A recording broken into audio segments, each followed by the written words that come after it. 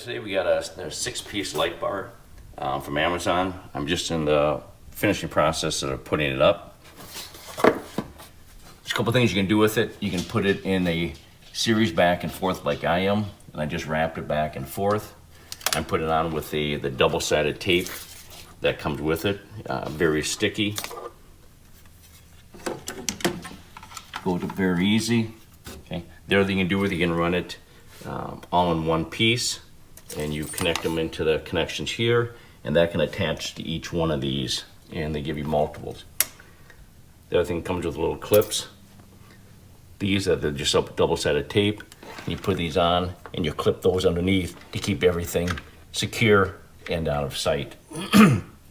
Another way you can also do it is these clips here will go on to the back side of the light bar, and then comes with screws to screw them into the wood or whatever you're going to screw it into.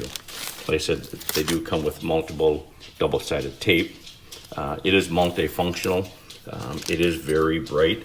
We'll plug it in and turn it on. And the nice thing is, depends how they want the light. Put it very dim or off, and then you can turn it back on however you want it. I said very nice for in a bar area like we have, or you can put it out in the garage. I do recommend this product. Thanks.